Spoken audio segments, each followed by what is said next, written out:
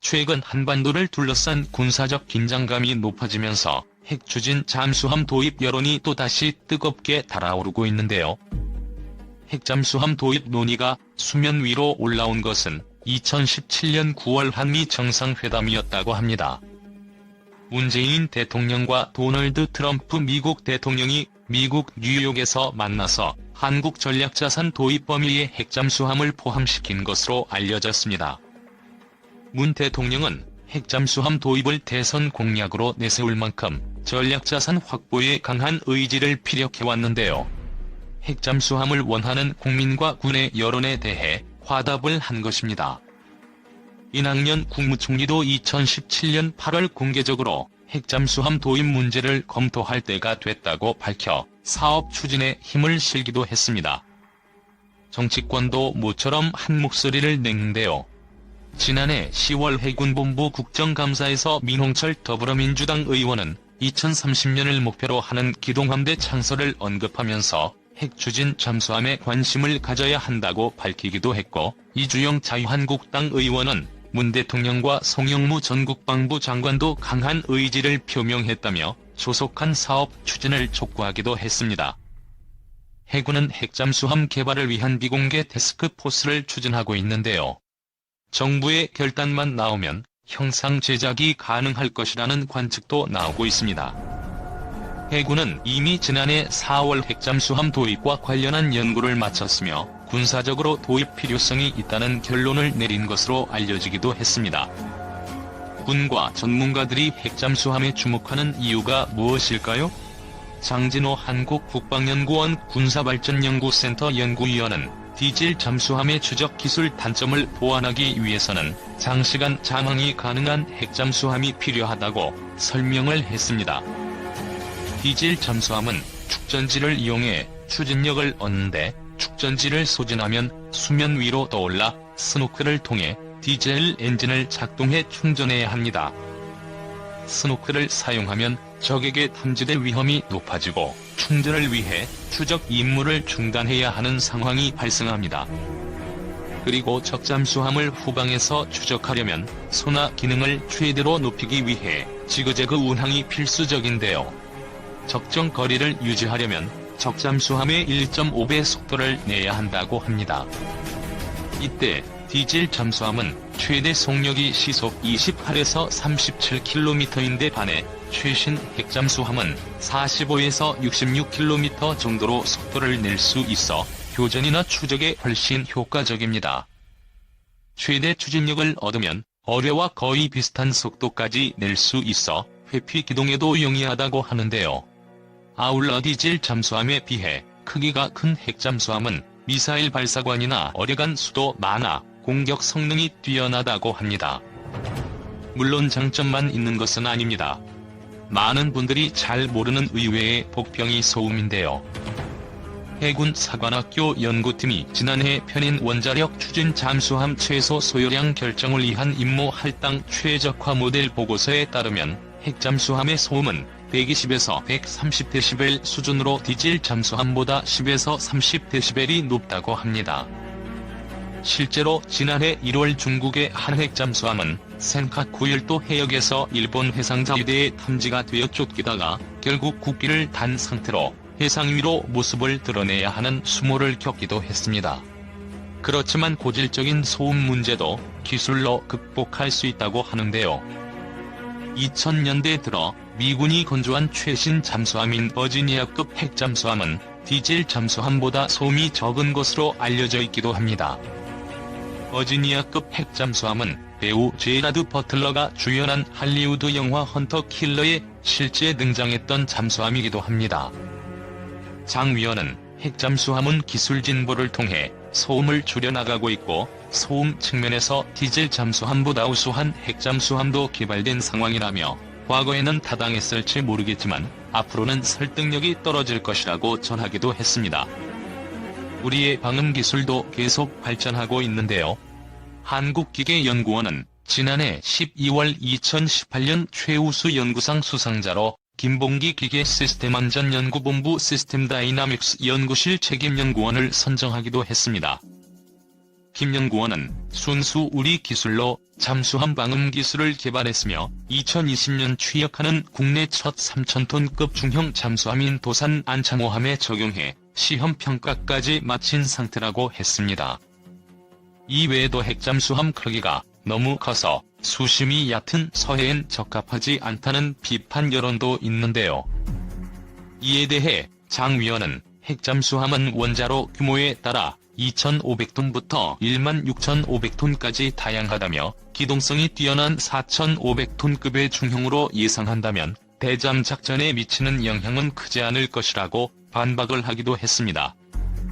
현실적으로 핵잠수함을 건조하거나 도입하는 데 가장 큰 걸림돌은 막대한 건조 비용과 국제사회의 동의인데요. 도산 안창호함을 건조하는 데 1조 원이 소요가 된 만큼 이보다 훨씬 많은 개발 비용이 필요할 것이라는 게 전문가들의 공통된 견해이기도 합니다. 세계에서 가장 비싼 미국의 시울프급 잠수함은 한 척 건조에 무려 3조 4천억 원이 들었다고 하며 러시아를 제외한 대부분의 국가들도 한 척을 건조하는데 1조 원 이상의 예산을 투입했다고 합니다. 개발 기간도 최소 7년 이상이 걸릴 전망이라고 합니다. 한국 핵추진 잠수함이 필요한 이유는? 세상 모든 지식을 눈으로 직접 보고 싶은 분을 위해 언제나 알찬 소식 드리는 경제조화입니다.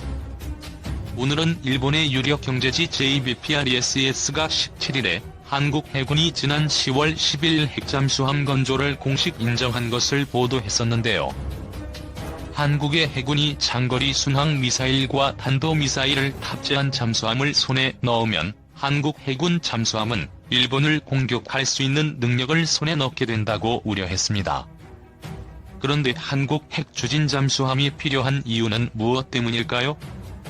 한국 해군 잠수함의 대일 공격 태세 시뮬레이션을 해보면 한국은 일본 전역에 장거리 순항 미사일과 탄도미사일을 발사하는 것이 가능해진다는 것 때문인데요. 잠수함 전문가들도 한국이 핵잠수함이 필요한 이유에 대해서 수면 위로 스노클을 자주 해야 하는 디젤 잠수함은 목표한 잠수함을 추적하기 불가능하기에 SLBM 탑재 잠수함보다도 1.5배 이상의 속도를 낼 수 있는 추정용 핵잠수함이 필요한 것이다 라고 필요 이유를 말했는데요. 속력면에서 핵잠수함이 KTX라면 디젤 잠수함은 완행열차로 그 수준의 차이는 확연히 알 수 있습니다. 현재 핵잠수함을 보유하고 있는 나라는 UN 안보리 상임이사국인 미국, 러시아, 중국, 영국, 프랑스 5개국 및 인도와 브라질 총 7개국에 불과합니다. 한국 해군이 원자력 잠수함을 손에 넣으면 몇 안 되는 잠수함 보유국 대열에 합류할 수 있다는 것입니다. 이미 지난 2003년 노무현 정권에서 핵잠수함을 비밀리에 건조하려 했으나 외부에 노출되면서 1년 만에 여러 문제로 좌초된 바 있었는데요. 하지만 최근 북한의 SLBM의 위협이 점점 심해지고 이에 대응하기 위해서 한국이 핵추진 잠수함 전력 등을 갖춰야 한다는 주장이 강해지고 있는 것입니다.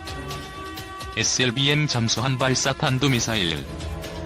그래서 군사 전문가들은 북한의 SLBM을 방어하기 위해서는 북한 잠수함 기지 앞대열에 잠항할 수 있는 핵추진 잠수함을 배치해 북잠수함을 추적 감시하고 북잠수함이 미사일을 쏘기 위해 발사관을 열면 즉각 어뢰로 격침시켜야 한다는 주장을 해왔습니다. 북한은 지난 2일에 신형 잠수함 발사 탄도 미사일 북극성 -3형 시험 발사에서 성공하면서 북한이 연말을 목표로 한 3,000톤급의 신형 탄도 미사일 잠수함 개발을 완료하게 되면 SLBM-3에서 4개를 탑재할 수 있는 능력을 갖게 되며 이는 동북아시아 군사, 안보의 판도를 바꾸는 게임 체인저가 될 수 있다고 보고 있습니다. 이 때문에 군사 전문가들은 북한 탄도미사일 잠수함을 감시하려면 물속에서 오랫동안 고속 기동할 수 있는 핵잠수함 외에는 대안이 없다고 주장하고 있는데요.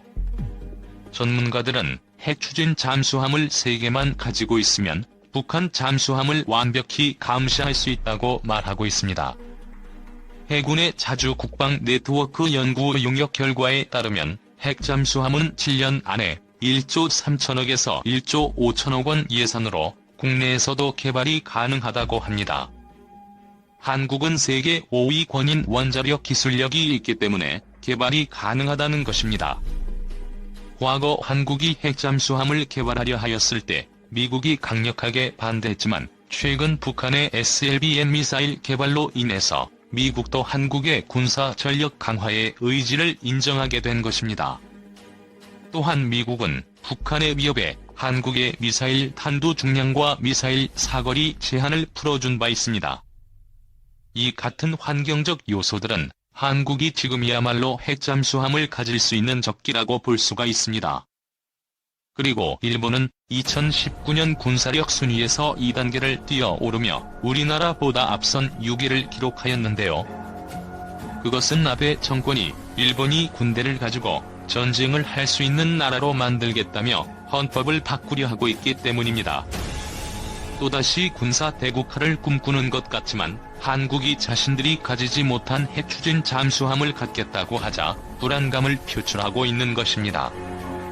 전 세계가 알다시피 일본은 독도를 자신들의 땅이라고 우기고 있습니다. 한국은 핵추진 잠수함을 북한의 위협 때문에 가지려고 하고 있지만 일본은 우리의 핵추진 잠수함 보유로 스스로 위협을 느끼고 있는 상황이 된 것 같습니다.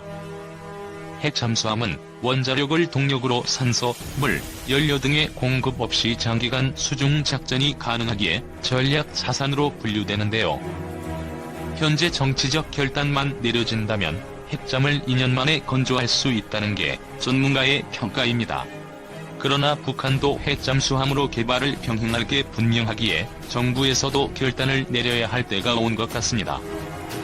지금까지 한국 핵추진 잠수함이 필요한 이유에 대해 알아보았습니다. 무기를 만드는 모습이 개인적으로 긍정적으로 보이지는 않지만 어디까지나 보여주기식의 정책으로만 지나가길 바라봅니다.